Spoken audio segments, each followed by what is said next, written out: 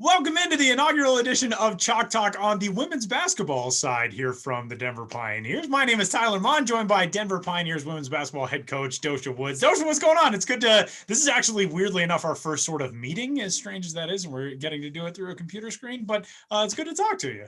And it's good to put a face with the name. I'm super active on Twitter. So when people are like Tyler this, I'm like Tyler who? So now I can see who Tyler is. So nice meeting you via Zoom.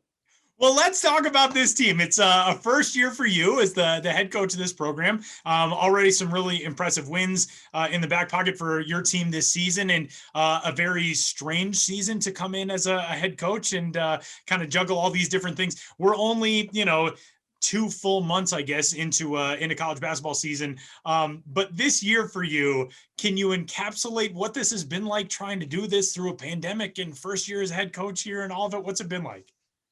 Well, since we are finally in 2021, though it feels like 2020 really hasn't ended, I picked my one word for 2021. It has been embrace. And that's how I really have made this transition, is just embracing everything that this journey has provided so far. So it definitely has been a challenge, but honestly, I feel like it's been easier in some ways just because, I got the position July 21st, and normally you're instantly recruiting, you're trying to prepare for all of these other things. So it was nice to just focus on our current team. I inherited a team that was full. We had 15 full ride scholarship players already. So to be able to just kind of focus on them and build a relationship. But it has been a lot of learning. I've been journaling this first season, so every time something good or bad happens, I'm like, I can't wait. I can't wait to write about it. So, needless to say, I'm almost to my second journal. Let's just say that it's been a lot to write about. That's fantastic. So you're handwriting a journal, which is that's because so many people nowadays, it's like, oh, I just type stuff up. I admire so much a handwritten journal. So you're through one entirely already? Almost through. It was just, and it honestly is turning into one of those things where, like for example, the Colorado game. Well, I went back up. The Northern Colorado game, we lost that game, and it was a last second kind of similar situation. And so when you watch our games now, I'll have my note card, and then I always have 3 plays: a sideline play, baseline play, and just some random offensive set, because I felt like, it got down. Do I want to call a timeout, not call a timeout? So I'm like, I'm not going to be in that situation again. So then when we get to Colorado game, I'm like, oh, I got my play. And then we got a foul, got 2 free throws. So anyway, if I hadn't tracked that, I don't think I would have been able to progress the way that I have. That's fantastic. And it's so much that comes along with that early learning curve, especially early on in a season, in your first season with a program like this. One thing that you touched on that I was going to ask you about, you inherit a team that has a lot of roster continuity, which I would think probably helps a ton as a first-year head coach with this specific group, that they know each other pretty well. They've gotten to play together. Getting to know your team, getting in over the summer, it's not like a normal year where you can come in, you can run practices, you guys can get together for movie night or whatever it is. What was that like, kind of trying to get to know your team when it's really just like this, you just kind of are face to face with them over Zoom? I think utilizing Zoom, not everybody has iPhones, so it was like FaceTime. I have Instagram, video messenger, Facebook messenger. Just trying the video. Of course, we can make a phone call, but you wanted to get this face-to-face action. So it really did a lot of that in the beginning. Is just FaceTime, and then thankfully also with social media.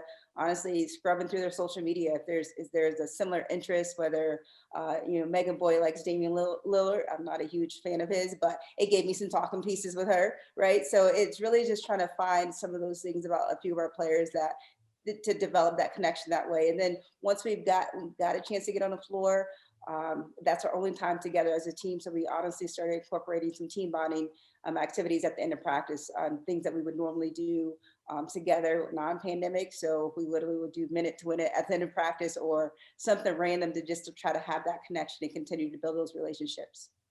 Let's talk about you a little bit in your coaching career. You mentioned Dame. Well, first I got to ask who your NBA team is, because there's another team that's yours that we're going to talk about. We're not going to talk about much because we're a Denver school. Who's your NBA team? Okay, here's the thing. I don't have an NBA team. Okay. I have NBA players. So wherever LeBron goes, I go. So LeBron's with the Lakers right now. However, I have adopted the Nuggets because I don't have a team, as long as they're not playing LeBron. So you've adopted the Nuggets. One thing that we know you will not do is adopt the Broncos. because you are like the first thing I heard is like, oh, that die hard Chiefs fan. Die hard Chiefs fan. So, and we're recording this the Wednesday before the or Tuesday before the Super Bowl. What is the anxiety level like for you? Um, I don't know if you have seen my Twitter, but I literally am a diehard Chiefs fan. And I remember last year, being in New Orleans and literally going around to everybody at the same, because I wore the same thing, all playoff games, high five at everybody at the bar. It's literally like a minute long video. So now this year to be here in Denver, it's funny because when I got the position, that was the first thing everybody back home asked. I'm from Kansas originally, and Kansas is actually split. You're either Chiefs or Broncos. Most are Chiefs. And so my cousin is a huge Broncos fan. And so he was like, D. I said, nope, not happening. It's just like they're the same division. The same division. It is true. It is true. It's not as though you're like, you could pick up the Cleveland Browns or somebody that you're not going to see 2 times each year. That's But fair. full disclosure, I'm also big in fantasy football, and Okay. Facebook reminds you of too much. And so, about 2014, I think I was cheering for the Broncos because was Peyton Manning still playing, Yeah. and I needed him for my fantasy points. So, and so I cheered for them then. But yes. But that's it. You can leave it. The fantasy thing. It's important. I get it. I get it. Okay, as long as it doesn't affect the Chiefs, I don't mind with the Broncos. All right, that's fair. We can all agree on that common ground. Okay, so let's talk about your coaching career. You arrive at DU from a lengthy stint at Tulane, very successful program, a bunch of 20-plus win seasons consecutively. You make the NCAA tournament. Tell us about your coaching time at Tulane, being on that staff, how you got there, and kind of going all the way back. Some people might not know you're an alumnus of or an alumna of a program now in the Summit League in Western Illinois in the Mid-Con back then. Give us your basketball road to get here. Okay, well, we'll start with Tulane. I was there. I was fortunate to be there for 10 years, working with Lisa Stockton. And I think the story that I love to tell about her, and I love to tell younger coaches that I mentor, is somebody's always watching. And it's funny because when I met Lisa originally, it was always Lisa Stockton. I rarely even just call her Lisa. But I was actually coaching at Oregon State at the time, the first time we met. And the Boston Final Four, our staff had a suite. One of our assistants was from Boston. Anyway, I kind of waited on everybody in the suite to make sure everybody was comfortable. Well, fast forward, when she had a position come open, I honestly didn't apply because I thought, she was looking for something else. And so someone else recommended me for. So that was the first job that I took that I didn't really have a relationship. But what she remembered was how I treated her at the Boston Final Four. So we hit it off because of that. Hey, you work for this person and this person. So it was really crazy when I got there because we didn't have a pre-existing relationship. And then to stay there for 10 years, I really have admired the way that she's ran her program. She's in year 27 at Tulane. And in my 10 years that I was there, I was recruiting coordinator, did a little bit of everything. We had one transfer in 10 years. And it really was because she taught me just the patience in recruiting, that we took our time. We weren't a staff that offered people on the first phone call. And I've adopted that same style here. I'll call someone and, I honestly spoke to a kid last night and I told her, I see you, I think she has about 8 offers. I said, but we really want to build a relationship. DU and Tulane are very similar, very academic schools, great cities that when players do come here, they're probably not going to leave, honestly. So you want to make sure it's a good fit for both of you and that they're not just going to come here and enjoy everything about the city and it's not going to be a two-way street. So, working for a coach, she really gave me an opportunity to just grow, to be with someone that long. It got to the point where I can say, hey, I want to try this. And when it was time to coach the guards or even kind of change up some things in recruiting, when I left there, signed a top 50 recruit. It's the highest recruit that they'd had. So it was really a great time for me to just expand. Like I mentioned prior to that, I was at University of Missouri for 2 years, Oregon State for 3, New Mexico State for a year. And then I started my career at Western Illinois when I graduated and worked there. My senior year, I always joke, was my first year coaching because it was 8 freshmen. And so I was like, well, this is clearly my first year. So let me just test this out now. And that's honestly how I became that kind of go-to between the coaching staff and the teammates, because I'm like, I'm literally doing this right now. So then to make that transition, it was awkward, because we were teammates, 3 months ago, and now I'm telling you what to do now. But I've been really fortunate in my career to just be around, surrounded with some great people that helped me grow and have always known this is my goal, is to get to this level. And I think since I was in like 2nd grade, people have always said, oh, you're a natural leader. But to be in a position to learn from some other leaders and kind of hone that, it's been fun. One of the things that I think is really cool that you point out, talking about Coach Stockton and the whole idea that somebody's always watching, that applies in, and obviously you're around 18 to 22-year-old athletes all the time. That's something that applies in every walk of life, in every industry. That's the thing that as a coach you learn as it impacts your career. For all these kids who go on and graduate and move on into their careers, it applies there too. I mean, those are big lessons that are not just strictly in sports. That's a big thing to impart on the kids that you coach, and obviously something that you've communicated to a lot of people in your life. Absolutely, and it's like the saying that the game knows. The game knows, and it's going to give you what you give it. And it may not make sense at first, and you always have that player that I work hard, but the game knows. Are you really working hard? Are you really? The game will give you what you give it. And in some situations, it may not be when you want it. And it's like I tell our team often, hard work always pays off. But if you can have the patience and persistence for it, if you can't, get impatient and 5 minutes I work hard and I get all this. And this is not the microwave. You might have to heat the oven up. You might have to preheat it. Then you might have to put it in there. You might have to put it back in there. So you might have to just gotta be patient. I'm absolutely stealing "this is not the microwave." I'm absolutely taking that phrase. I want you to know. Um, You don't even have to give me credit. I probably stole it from somebody else along the way. So you just take it. We just keep passing it on. Perfect, perfect.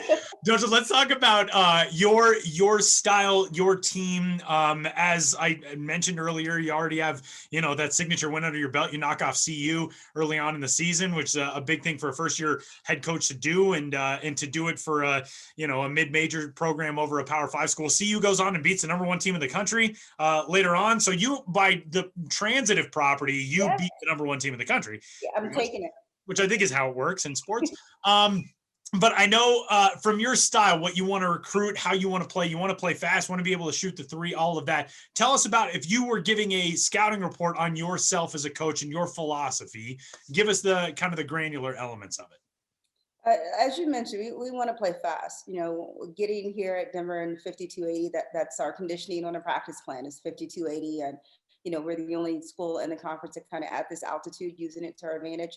But we want to, as I love Chris giving us the name Long Ball Elite. Like eventually we'll be able to get 33s minimum that will get up a game. Honestly, I want to play a fast paced game on both sides. I think defensively we definitely still have a lot of work to do. And honestly, I've been trying, searching, and we probably played a little bit of everything, just trying to junk it up, if you will, trying to see what's going to click with this team. So that's my priority in the offseason. I don't think we have the time to revamp it like we need to. But offensively, really just want to play an up-tempo style, want to play fast. We inherited a team with a few post players, so we've had to adjust to that. But it's also given us a chance to help them kind of expand their game. I know Uju was the one that shot a lot of threes. She goes up to Wyoming this year and has 5 threes in a game, and now it's a very comfortable place for her to be. So she comes down, and even we were in Fargo, and Jazz hits a big three in a corner, and no one even hesitated. He's mentioned the Colorado game, and I know our freshman Cheyenne hadn't got a lot of minutes. Her first shot in her college career was a three. And it was an awkward three, and it goes in, and everyone's like, "What?" But we shoot. Everybody shoots threes every day in practice. And I think just what that philosophy is, again, going back to our North Dakota State game, we made a lot of threes the first night and they didn't, and then it flipped the second day. So if we can trade threes for twos, again, I have a degree in English, but the math tells me we're probably going to win. If we make 11 threes, you make 11 twos, we're probably going to win. Tosha, from the standpoint of being in this league now, this is a really talented league, and we look at the Summit League, and on the men's side, it's not often that you're going to have a top 20 team. On the women's side, you got a top 20 team at least one every year. It seems like it's South Dakota, and South Dakota State's had success, and North Dakota State, and this season, you guys have played 6 conference games now, and we're into that stretch, that home stretch. How do you feel like the conference is stacked up to what you were expecting coming in, and how impressed are you with your team and your ability to kind of get adapted to what you guys want to do as a staff and already have a couple of conference wins? Yeah, I think the league, the summer league is very underrated in a sense of people don't expect much. South Dakota State, Aaron has done a great job with this program. He's kind of made it national known, and Don at South Dakota the last few years as well. So those are kind of the two. And you mentioned North Dakota State. Jordy's done a great job. And then UMKC's back in the conference. You know, when I played, when it was Mid-Con, they're back in the conference, but they actually won the WAC. So it's a lot of great basketball. I think it's a lot of skilled players, very good coaches that are going to be very disciplined teams. And we really hadn't ran across a team that doesn't play hard at all. I think with our current team, I'm really just impressed about how they've been able to just adapt to our style. I said this when I got the position, that looking at the roster, I'm like, okay, what am I going to do with all these post players? And when we say threes, and we got a 6 ball shooting drill that we like to do, and there's no, like, you don't step inside the arc, you don't, you are threes with everybody else. And so I've just been really grateful for a group of young ladies that have trusted us, and really, it's taken them some time. It's not always peaches and cream. It hasn't always been great, but as we continue to build our relationship and have some success, again, I think the success that we've had, like I tell the team all the time, unfortunately, it hasn't showed up like we wanted it to in terms of wins and losses, but we've made so much progress. And as a coach, I'm definitely proud of that. And that's such a big thing for a first year program too. The wins and losses may not be exactly where you want them to be, but the steps you take as a first year head coach and as staff and that relationship that you build with your roster is so important. All right, Doshia, I'm going to get you out of here on this question. I know who you're picking. So what is your final Super Bowl score on Sunday going to be?